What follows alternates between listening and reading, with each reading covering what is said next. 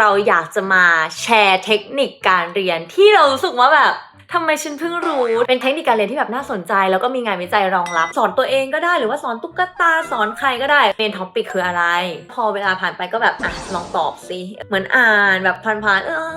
เข้าใจแล้วก่อนสอบวันหนึ่ง2 วันเราก็จะแบบอัดข้อมูลแต่ว่า active 3 ครั้งน่ะคือผลสอบดีสุดฮัลโหลทุกคนสวัสดีค่ะเราให้ฟังนะคะก็คือวันนี้นะคะเราอยากจะมาแชร์เทคนิคการเรียนที่เรารู้สึกว่าแบบทำไมฉันเพิ่งรู้คือถ้าย้อนเวลากลับไปได้แล้วรู้สิ่งเหล่านี้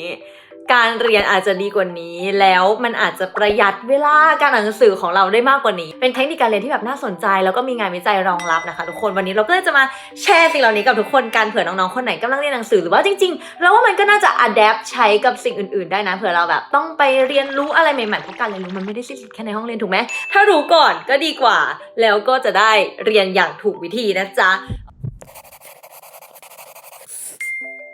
ซึ่งเทคนิคการเรียนที่เราจะแชร์ในวันนี้นะคะแบ่งออกเป็นหลักๆ3ท็อปิกนะซึ่งทุกอันเนี่ยมีงานวิจัยรองรับชัดเจนนะคะคือจริงๆเรารู้สึกว่าหลายๆเทคนิคมันก็เป็นเทคนิคที่เรารู้นะเคยได้ยินมานะว่ามันดีนะแต่ว่าอาจจะเป็นตัวเราในตอนนั้นที่บางทีอาจจะขี้เกียจเองที่จะใช้เทคนิคเหล่านี้เพราะว่าอะไรเพราะว่ามันยากมันไม่ได้ง่ายซึ่งนั่นแหละมันเลยเป็นกับดักทุกคนจริงๆแล้วอะไรที่มันยิ่งยากอะไรเทคนิคอะไรที่เรารู้สึกว่ามันต้องแบบใช้ energy ใช้ความพยายามอันนั้นแหละค่ะจะทำให้การเรียนของเราดีขึ้นข้อแรกนะคะก็คือ active recall นะคะหรือว่าการเรียกคืนความจำปกติคือสมองเราเวลาเราเรียนหนังสือใช่ไหมมันก็จะมี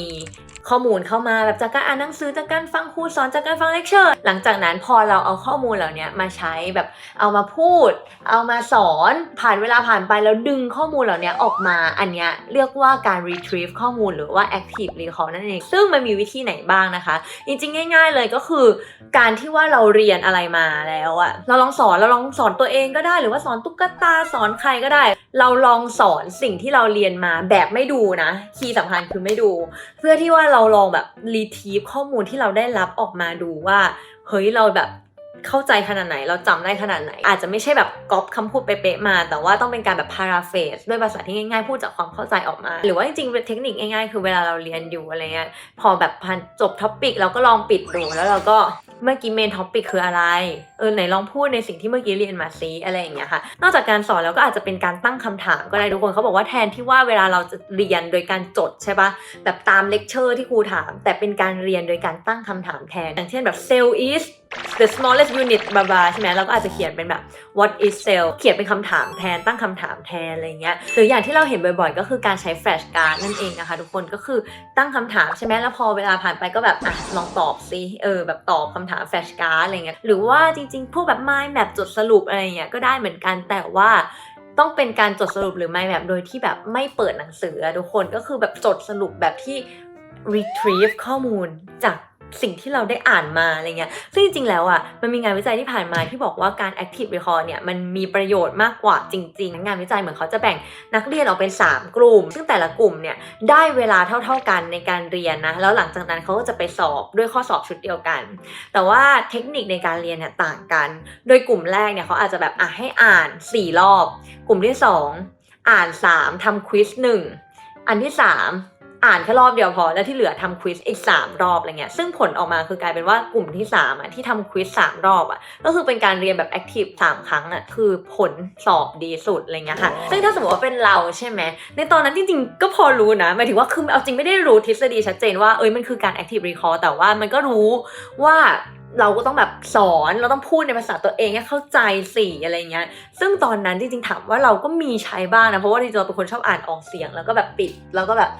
ชอบสอนคุยกับตัวเองบ้างอะไรบ้างอะไรอย่างเงี้ยเนาะแต่ว่าขี้เกียจแหละจริงๆแล้วแบบบางทีมันจะขี้เกียจบางทีรู้สึกว่าแบบอ่านซ้ำๆบางทีชอบหลอกตัวเองที่สำคัญเลยทุกคนอย่าหลอกตัวเองนะคือเรารู้สึกว่าแต่ก่อนบางทีเราจะชอบหลอกตัวเองว่าแบบเหมือนอ่านแบบผ่านๆเข้าใจแล้วไม่ต้องทำโจทย์ก็ได้แบบเข้าใจแล้วอะไรเงี้ยแบบคือมันขี้เกียจแต่จริงๆแล้วคือการทำข้อสอบจริงๆพวกแบบการทำควิซอะไรเงี้ยก็คือเป็นการ active recall ทางหนึ่งเพราะว่าเราต้องดึงข้อมูลจากที่จำไว้อยู่ออกมาอะไรเงี้ยค่ะใช่ก็คือเป็นการเรียนแบบ active recall ก็ลดการเรียนแบบ passive แล้วก็เพิ่มการเรียนแบบ active มากขึ้นนะคะอย่างที่2เลยก็คือ space repetition นะคะก็คือการทวนซ้ำแบบมี space ส่วนใหญ่คนเราปกติมันจะยังไงคะก่อนสอบวันหนึ่ง2 วันเราก็จะแบบอัดข้อมูลแต่ว่า space repetition ก็คือตรงกันข้ามกันก็คือเป็นการทวนซ้ำๆแบบเว้นระยะนะคะซึ่งจริงๆ space repetition เนี่ยหลักการของมันก็คือการที่เราจะอ่านซ้ำในตอนที่เรากำลังจะลืมจริงๆแล้วมันอ้างอิงมาจากทฤษฎีที่เรียกว่าแบบ the forgetting curve ที่เขาบอกว่าแบบปกติแล้วเราอ่านใช่ปะแล้วเราก็จะลืมเร็วมากเลยทุกคนแบบผ่านไปวันนึงลืม 50% ผ่านไปอีกวีคนึงลืมอีก 50% ของ 50% แรกอะไรเงี้ยแล้วก็แบบเคอร์ฟสุดท้ายมันจะไม่เหลืออะไรเลยอะไรเงี้ยซึ่งหลักการของทฤษฎีนี้ก็คือการอ่านในช่วงที่แบบกำลังลืมพอดีแล้วมันก็จะขึ้นไปแล้วมันก็จะแบบเคอร์ฟเนี่ยมันจะช้าลงมันจะแบบ forgetting curve ช้าลงเราก็จะลืมช้าลงจำได้นานมากขึ้นนั่นเองนะคะซึ่งเราเอามาปรับใช้ได้ยังไงนะก็คือตอนที่เราเรียนบางทีเราก็จะแบบเรียนเสร็จแล้วก็คือทวนเลยอะไรอย่างที่บอกก็คือใกล้ๆค่อยมาอ่านทีเดียวอะไรเงี้ยแต่ถ้าสมมติว่าเรา apply ทฤษฎีนี้มาใช้นะก็คืออาจจะแบบจัดตารางเวลาที่แบบวางแผนชัดเจนคือถ้าสมมติว่าเราเรียนปุ๊บแล้วเราอ่านซ้ำเลยมันไม่ได้มีประโยชน์เท่ากับแบบเรียนปุ๊บแล้วเว้นมารอนิดนึงอาจจะแบบสักวันนึงรอให้มันเริ่มลืมแล้วค่อยอ่านอะไรเงี้ยบางคนแบบเรียนปุ๊บอาจจะแบบอ่านซ้ำไปเลย3 รอบอะไรเงี้ยซึ่งจริงๆตรงนั้นมันไม่ได้มีประโยชน์นะเพราะว่าความรู้เรามันยังเต็มอยู่สิ่งที่เราควรทำคืออาจจะเอามาปรับการจัดตารางการอ่านหนังสือของเราก็คือเรื่องที่เพิ่งเรียนอาจจะยังไม่ต้องทวนในทันทีแต่ว่า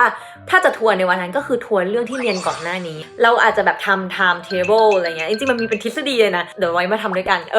จริงๆเราอาจจะทำ time table การอ่านหนังสือว่าแบบโอเคอันนี้เรียนวันนี้ผ่านมาอีกวันนึงอาจจะวันนึงเราทวนหลังจากนั้นอาจจะวีคนึงทวนหลังจากนั้นอีก1 เดือนทวนอะไรเงี้ยซึ่งอันนั้นมันจะทำให้เราจำได้มากยิ่งขึ้นอย่างที่3นะคะก็คือ mixing interleaving นั่นก็คือการที่ว่าเราแบบผสมผสานวิชาในแต่ละเซสชันสมมุติเราอ่านวิชาไทยตอนเช้าสังคมตอนกลางวันอังกฤษตอนเย็นเขาบอกว่าการที่เราผสมผสานแบบไทยสังคมอังกฤษเช้าไทยสังคมอังกฤษกลางวันไทยสังคมอังกฤษเย็นมันจะทำให้เราแบบเข้าใจมากกว่าไม่ใช่ว่าแบบอ่านอันนึงแล้วเดี๋ยวแบบพอตอนเย็นมันก็จะลืมของตอนเช้าแล้วอะไรเงี้ยค่ะก็คือเป็นการแบบผสมผสานมันก็จะดีกว่ายิ่งถ้าสมมติว่าเป็นวิชาที่มันมีความแบบ connect กันเลยมันก็จะทำให้เราแบบ deep understanding มากกว่าซึ่งในงานวิจัยนะคะก็คือเหมือนเป็นการทดลองแบบจะให้โยนลูกบอลลงตะกร้าแบบห่างออกไป4 เมตรอะไรเงี้ยแล้วก็ subject กลุ่มแรกเขาก็จะให้ฝึกแค่แบบโยน4 เมตรเลยโยน4 เมตรอย่างเดียว subject อีกกลุ่มนึงคือจะให้โยนแบบ3 เมตรกับ5 เมตรไม่มี4 เมตรด้วยนะโยน3 เมตรกับ5 เมตรสลับกันไปอะไรเงี้ยแต่ผลออกมาคือกลุ่มที่2ได้ดีกว่า ก็คือแบบเหมือนมันเข้าใจจริงๆมันไม่ใช่แค่จำกล้ามเนื้อแต่เหมือนมันเข้าใจแบบรู้ว่าแบบการกะประมาณอย่างนี้กับถ้าแบบ5 เมตรมันต้องไปอย่างนี้แล้วเหมือนมันเอามา adapt ตรงกลางได้เป็น4 เมตรอะไรเงี้ยค่ะซึ่งจริงๆแล้วไอ้ข้อเนี้ยmixing interleaving ตอนเราเรียนเราใช้ข้อนี้แต่เราไม่รู้ว่ามันเป็นหลักการของมันเพราะว่าจริงๆเราแค่เป็นคนขี้เบื่อแบบหมายถึงว่าเราจะชอบแบบผสมในช่วงนึงแบบคือเราอ่านแบบวิชานึงแล้วเราก็เริ่มเบื่อแล้วเราก็จะแบบเริ่มเปลี่ยนท็อปิกเพราะรู้สึกว่ามันจะเป็นเริ่มแบบ begin again เราจะไม่ล้าอะไรเงี้ยค่ะรู้สึกว่าเหมือนเราก็ใช้สิ่งนี้มาแต่โดยที่ไม่รู้ว่ามันมีทฤษฎีรองรับอะไรเงี้ย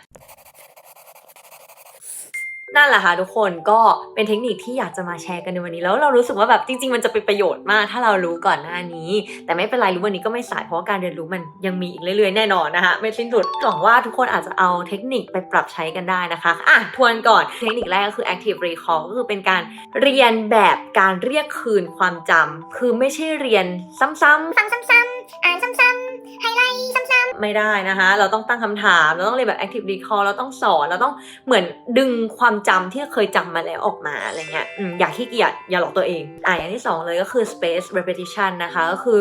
อ่านตอนที่กำลังจะลืมทุกคนแล้วก็อ่านสม่ำเสมอซ้ำๆมันจะทำให้แบบการลืมมันช้าลงนะคะตาม forgetting curve และอย่างที่3 mixing interleaving นะคะก็คือการสลับ topic การอ่านในแต่ละช่วงเนาะเพื่อที่ว่าเราจะได้แบบเข้าใจแล้วก็มี connection แล้วก็ไม่ลืมสิ่งที่อ่านก่อนหน้าประมาณนั้นนะคะก็หวังว่าทุกคนจะได้อะไรจากคลิปนี้นะคะแล้วก็ถ้าชอบก็อย่าลืมกดไลค์กด subscribe กดแชร์แล้วก็เดี๋ยวไว้มีโอกาสจะมาแชร์เทคนิคต่างๆเพิ่มเติมนะจ๊ะใครชอบหรือใครอยากให้แชร์อะไรก็พิมพ์บอกข้างล่างกันได้นะคะบ๊ายบาย